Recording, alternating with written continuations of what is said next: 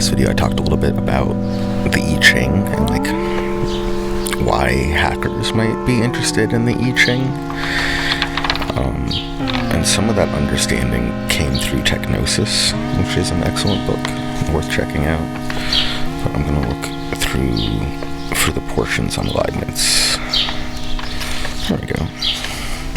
Some sacred technologies even offered information, which is why tarot cards and astrological manuals rocketed to the top of the occult charts. Perhaps the most sublime of these oracular media was the I Ching, the ancient Chinese classic of changes whose English translations were first embraced by Jungians and beatnik poets in the 1950s. The text itself is a profound but often puzzling brew of shamanic Taoism, nature symbolism, and Confucian legalese. The roots of the system are the polar forces of the yin and yang, the creative and the receptive, whose statistical permutations are organized into 64 hexagrams, a binary system impressive enough to have fascinated Gottfried Leibniz, the 17th century rationalist metaphysician, whose innovations in logic helped lay the foundations of computer science. That's it. That's the connection. And we can dive really deep into what that means and the implications of it, or why it happened, or how it affects what we do today. But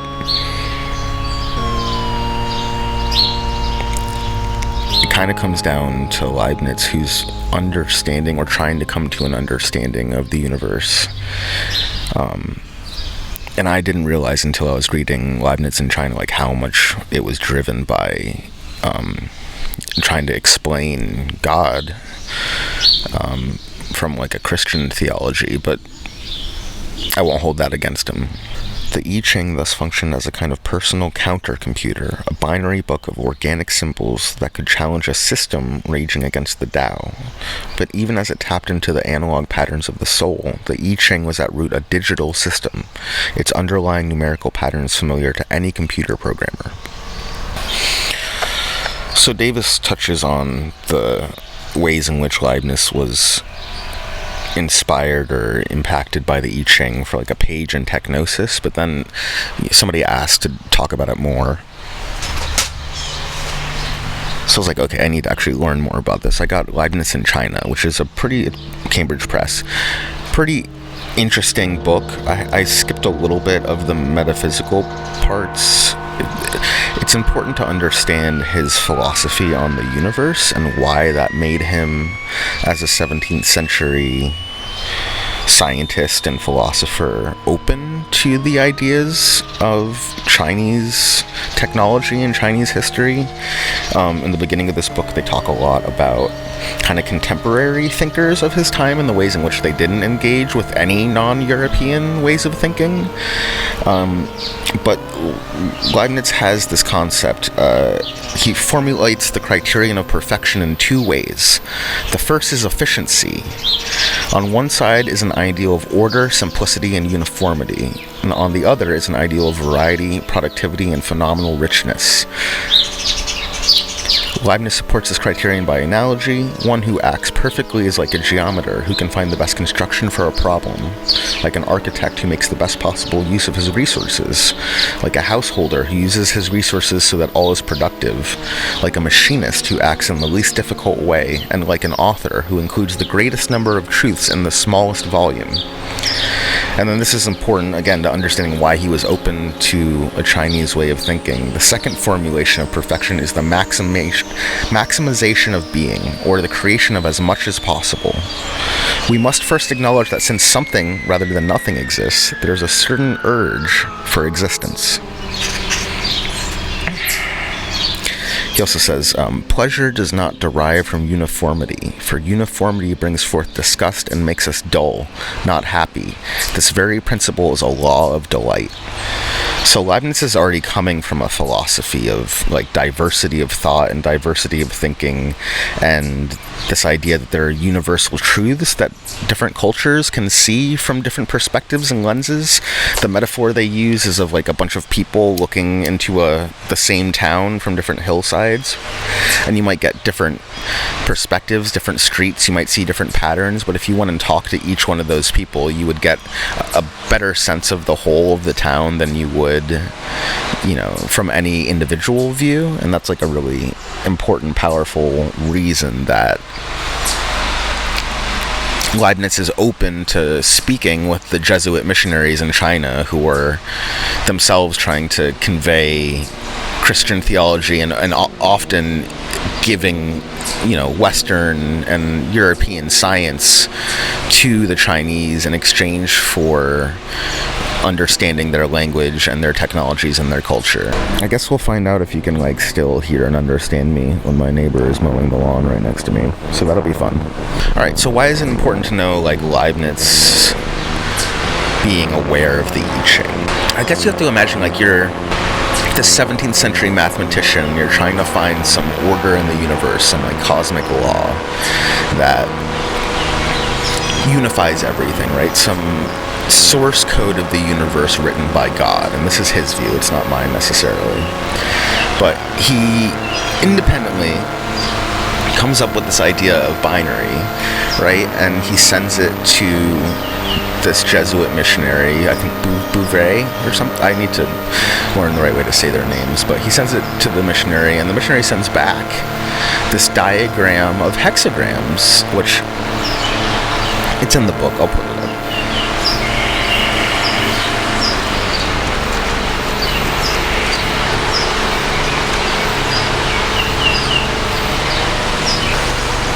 So the timeline here is really fun and interesting too, right? Leibniz received Bouvet's letter on 19th of November, 1701, right? It's the turn of the century. It's just 1700.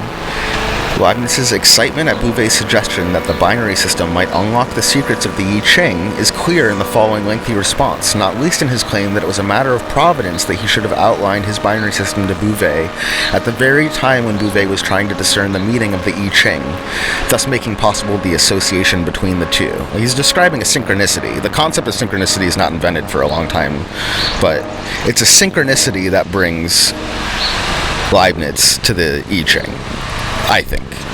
That's the story as I read it. This is fun. This is a translation. I haven't read any of this before. So this is Leibniz writing to the missionary. It is quite surprising that it agrees perfectly with my new style of arithmetic, and that I should have written to you about it precisely at the time that I did. That is, while you were devoting yourself to deciphering these lines. I confess to you that I had not established my binary system. I might stare for a long time at the system of Gua, or lines of Fuxi, without understanding its purpose. It has been well over 20 years since I had in my head this arithmetic of 0 and 1, from which I saw wonderful consequences for advancing the science of numbers to a perfection surpassing everything that came before. But I held back revealing myself about it until I was in a position to demonstrate its great uses at the same time. So he knows, so binary is in his head for 20 years. He's saying this in the letter, and he just decides to tell the world about it because he sees the I Ching. And literally it's a week later that he sends the letter to a paper explaining binary. So he sees this coincidence in Chinese history, Chinese spiritual, I don't know how to describe the I Ching, Chinese culture, and he sees the echoes of a thing that he had already come up with on his own, from first principles, and seeing that independent confirmation of something he had already found and thought about means a lot to him. Enough so that he begins to publish what he's thinking about, right? So these are important moments of synchronicity. Yeah, he's remarking on the fact that the hexagrams go from bottom to top. It is true, however, that each number in the lines have to be counted from the bottom to top, perhaps imitating the correspondence to the circle, where we go from bottom to top, while beginning with what is closest to the center. This is and he's talking about, he really likes binary as a metaphor for God and religion, right? You have something and nothing. A binary calculus which uses only nothing and unity, 0 and 1. He's these zeros and ones, I really feel if we put them in tables and analyze them, we can discover lots of unknown patterns. It's very prescient. He was very right about that. So there's something to be said about I don't know, I got that YouTube comment a week or two ago, and they were like, hey, can you talk more about Leibniz and the I Ching? And I was like, I would love to, but I don't actually know enough to speak on that necessarily. I might need to do a little research, and so I had to get some books. had to do some highlights and stuff, had to make sense of the history, but my intuition about what it was I wasn't really surprised by any of that, but now I feel a lot more confident in retelling that story, that the foundation for computers, for the code that we all write, for every technological innovation we've seen, at least in the last 20 years, maybe 50 years, for a long time, owes its roots to a person who was deeply open to the ideas of the I Ching. And not only that, in the historical record, like the reason that we were given binary, the reason he chose to publish it a week after being shown the arrangement of the hexagrams, was inspired by this way of thinking. Okay, so if that is true, it means that we can't really take it for granted. Like, there's something useful in there probably, right, to understand and to know.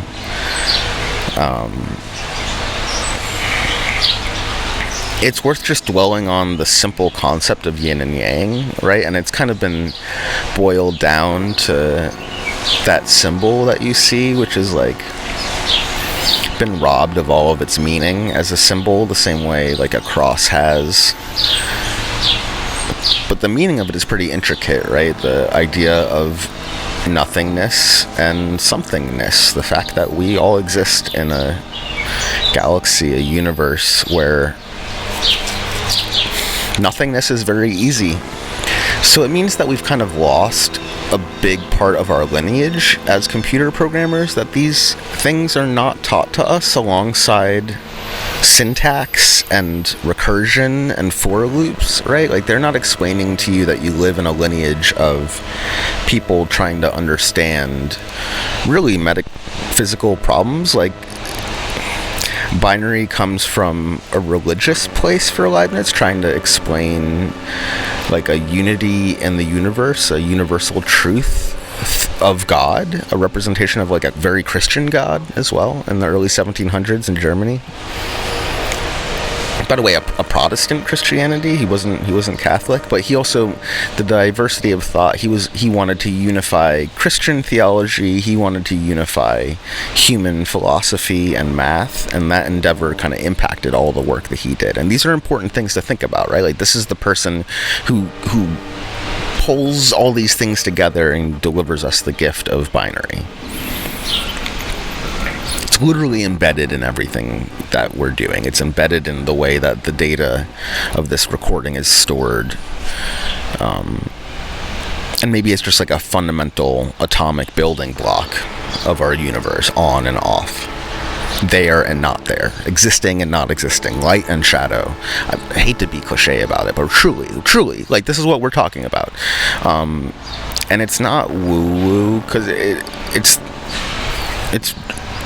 it's shaping our reality. You're watching it shape our reality. You live in a reality shaped by these concepts, whether you know about them or not. I have to edit all this shit together, man, and make it make some sense. The whole reason we got into this conversation is I was talking about archetypes, right? And Jungian archetypes. I don't know how much he was influenced about it. I need to read 2 more books, 3, 4, 5 more books. But the idea of having like 64 representations of different situations, you can kind of from there find, okay, if I can distill situations, maybe I can distill personalities or story types or story like archetypes. So there's something very powerful about these moments of like independently arriving at the same idea in history. And so I told one about Leibniz finding the I Ching. I'm going to tell another that I heard recently through a Stafford Beer talk. And he talks about they're doing these kind of interdisciplinary meetings, hangouts, where lots of different experts in different fields are thinking about things, and they're all cyberneticians. And one person has a project they want to work on, which is they want to create a machine to let blind people read books without Braille. Braille is very expensive. You need translators. You need to create new books translated into Braille. If you had a machine that would just read the text to the blind person, you would have created something of value. And there was also a lot of ideas rolling around at the time of perception being a key part of consciousness and the brain, and that if you can start building perception or perceptron, it's the beginning of intelligence. It's the ways that the eyes are the way the world gets into the brain for most people. In any case, he has this project where he wants to create, and these are electrical engineers, so they're solving it very pragmatically. Okay, I want to make it so that blind and the guy comes in, wait a minute, Norbert, I have, and this is an electronic engineer talk, and he said, I have come up with an idea about how to make blind people read with their ears. Oh, okay, that sounds good. Now, after all, Braille, very expensive, you have to translate everything and then teach people to read Braille. If you could read with your ears, obviously that would cut out a lot of processing, wouldn't it? So, I'm all ears, as we know. God, who could have said that? I'm sorry. He said, tell me. Right. So, this chap then drew, and I've got this diagram somewhere, but it doesn't, it doesn't have to be accurate, excuse me. He drew on a piece of paper, that sort of stayed like that, and he said, look, this is time going in this direction. So he said, here's a page of print, and I propose to scan it through time with 3 photoelectric cells.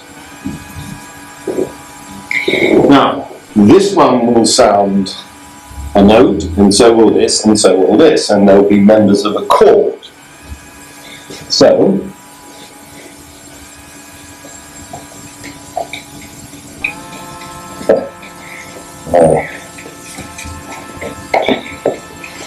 if we've got an eye in the print, this thing will intercept, this P cell will not be triggered. These 2 will be triggered, and it will go boing, these 2 notes. If we get a T, it will trigger all 3 notes.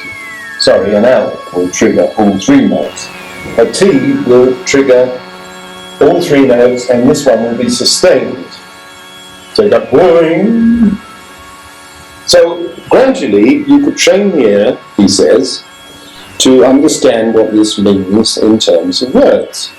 And after all, if you think about it, a word like the, T-H-E, would have a complex little gestalt, wouldn't it? It would be a pattern with the boom, ding, boom, thump, and you'd say, oh, that's the. So, fair enough. Now, how would you build this machine? So he's starting to look at this. So he says, well, we need these photoelectric cells, and we need an array of them which are differentiated in time, this being time. So we've got these things happening like that, and returning. So we've got to build a special purpose computer. Don't forget there weren't any computers. This is thinking as an electronic engineer about a machine you could build. So we've got this kind of array, and then obviously there's got to be a connection between this and this, and that and that. And so you get a scribbled diagram that he was talking about to Wiener, and it looked something like that. As I said, I've seen it, and I could send it to you if you really wanted it. But that's good enough. That's the sort of diagram. It wasn't an electrical circuit, you notice. It was a schematic. A schematic diagram explaining how he thought this machine might work. And Wiener encouraged him, and they agreed it was an idea worth pursuing, and the electronics man went to bed, took his whiskey and left. So Wiener resumed his book.